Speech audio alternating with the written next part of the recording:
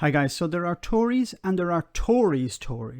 People who are completely disconnected from reality, completely disconnected from the trials and tribulations of ordinary people, people who struggle to put food on the table, struggle to make ends meet, to pay their rent, to pay their bills. These Tories are completely disconnected from that. And when they're challenged on it, they start talking about something else because they know they're disconnected. They know that they cannot answer these questions. They wouldn't be able to put themselves in the shoes of the working class and the poor. And here we have, but before we get to this, I want to say a big thank you to Kay Burley from Sky News, because she's at least somebody who will challenge these people. So this is the secretary for the Department of Work and Pensions, where she was asked whether she could live on £5.84 an hour, which is what is going to be the income for many people because of the new measures brought in by the Chancellor of the Exchequer. Would you live on £5.84 an hour? In terms of £5.84 an hour, I think you're suggesting that's 2/3 of the minimum wage. She knows what she's suggesting. She asked you a question, could you live on it? You expect hundreds of thousands, perhaps even millions of people to live on that. Could you live on that? You know the answer. You know the answer is no, I could not live on that. I'm on probably over £100,000 a year at the moment. If it was cut down to £5.84 an hour, I would probably not survive. But I want other people to survive. Of course, if people have potentially that level of income coming in, then they can turn to universal credit. They may be eligible for that. So they may be eligible for universal credit. So if you're on a pittance of a wage, you can turn to universal credit. Wait for about 5 weeks to get your universal credit, or make sure that once you go on universal credit that you don't go off it, because if you do, you'll be kicked. You won't be allowed back on it again.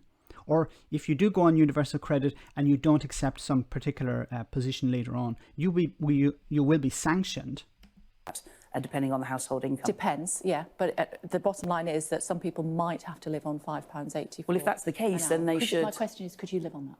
I think the question is that the wealth. No, the question is, could you live on it? Will you stop avoiding the question? Answer the question. Could you live on it? Yes or no? The safety net will actually help top that up through the universal credit system. And if that's your sole source of income, then that will be the way to try and get support. Even if people try and get support. are freelance. It depends on the level of income that they have. Exactly. That's why I'm asking you whether you could live on £5.84 an hour. £5.84 an hour is an amount that is there that can be topped. Answer the bloody question. Could you live on it? Just say, no, I couldn't. But I want other people to live on it. By universal credit. But not always, not for everyone, and you're acknowledging that. Well, I think if people have more than £16,000 savings, that is true. Universal credit wouldn't be open to them, but there may be other benefits if they've been paying national insurance, which again they could also access. So it's a variety of things where there is a welfare safety net there. As I say, people with really quite substantial savings. Quite substantial savings. So £16,000 is quite substantial savings. You understand that if somebody loses their job and they're not able to, and if they go on universal credit and the universal credit system says, I'm sorry, you have £16,000 in savings, you're not getting anything. How long would £16,000 last a year? You know, and after that year, what happens? Well, once your savings have completely dried up, then we will consider you for universal credit. You know, some people are saving money in order maybe to buy a house, or to putting money aside in case they have to pay for car repairs, or they're renting and they would like to put a bit of money aside in order to buy a house later on, to get on the property ladder. Even though £16,000 will not buy you pretty much anything, especially in a city like London. Complete disconnect. What should happen is this secretary, this minister for the Department of Work and Pensions, she should be put on £5.84 an hour and see how long she lasts. Take away all her privileges. Take away her ministerial car. Don't allow her to go to the pub in Parliament after 10 o'clock. Take away all of these privileges, the food vouchers, the dinner vouchers that she has in Parliament. Take away everything and stick her on £5.84 an hour and see how long she will last, and see how long it will take before the system is changed. It would be changed in a matter of minutes, I can guarantee. As soon as she realised, wait a minute, I'm on £5.84 an hour. I can't survive on this. Change it immediately, Boris. We need to change this completely. Now, just to give you a little bit of background on this piece of, I'm not going to say. This is Therese Coffey's, Therese, I'm not sure how to pronounce her name. I don't give a crap. She doesn't deserve to have her name pronounced correctly. Coffey, Miss Coffey. So this is her voting record. So she consistently voted for reducing housing benefit for social tenants deemed to have excess bedrooms, which Labour described as the bedroom tax. So she voted to reduce housing benefits. Okay. She consistently voted against raising welfare benefits in line with prices. This was back in 2013. So she voted against giving people, house prices, food prices are going up. Well, I'm not going to vote to support these people, the poor. Once again, the Tories don't give a flying F about the poor. And it really pisses me off the fact that so many poor people in the north of England voted for the Conservative Party. Look at their policies. Look at their voting record before voting for these people. Consistently voted against paying higher benefits over longer period for those unable to work due to illness and disability. So this person, I have to be careful what I say, I'm shaking here. This person voted against paying higher benefits to people who are sick or disabled.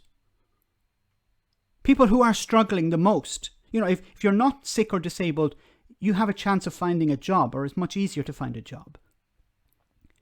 It's much easier for you to operate in society. People who are ill or have disabilities struggle much more, and that's why they need a much bigger safety net. This person voted against that. Consistently voted for making local councils responsible for helping those in financial need afford their council tax and reducing the amount spent on such support. So this was about voting to make local councils responsible, not the government. No, let the councils take over this. Consistently voted for a reduction in spending on welfare benefits, of course. She hates the poor.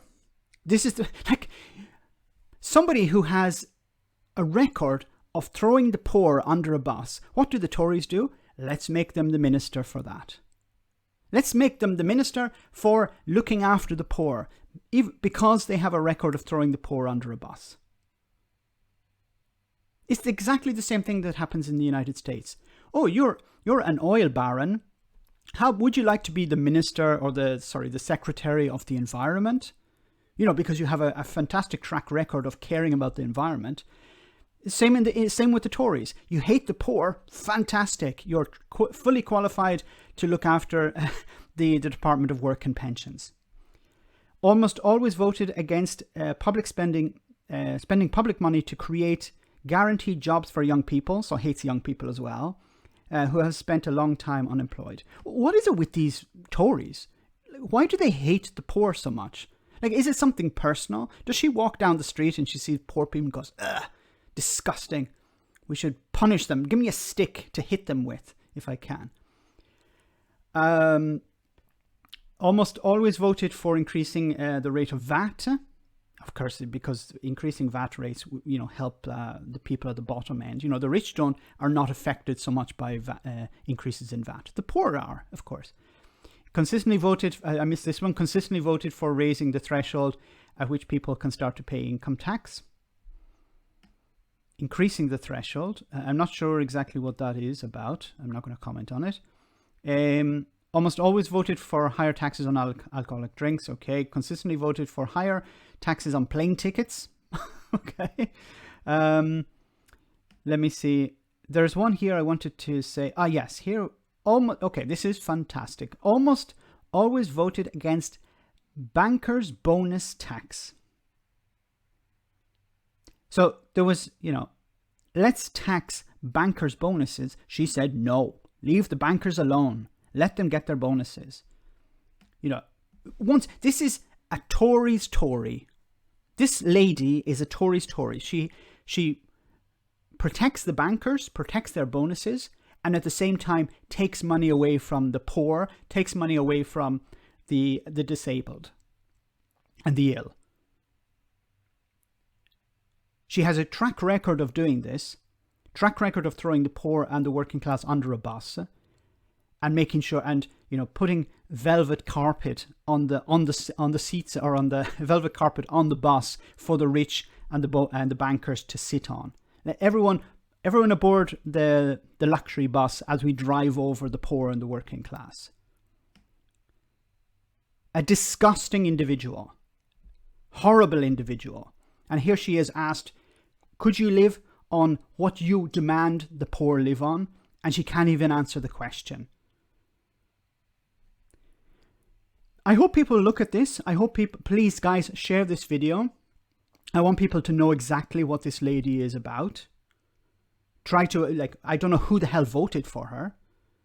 Does she live in some constituency where everyone is a millionaire? Because I'm sure there are poor people who voted for her. Maybe people who thought Boris would get Brexit done and supported her because of that. This is the type of people you have running the country. Let me know in the comment section, guys, what you think. As always, your comments are greatly appreciated. Thanks a lot. I want to say a big thank you to all of my patrons. You ensure that this channel continues to exist. I'm eternally grateful for all of your support. If you join Patreon, you will receive instant access to our Discord server, where we have both audio and video chats. You can chat with me and other patrons, where we discuss important and non-important issues. Becoming a patron per month costs about the same as a large coffee. So why not check it out?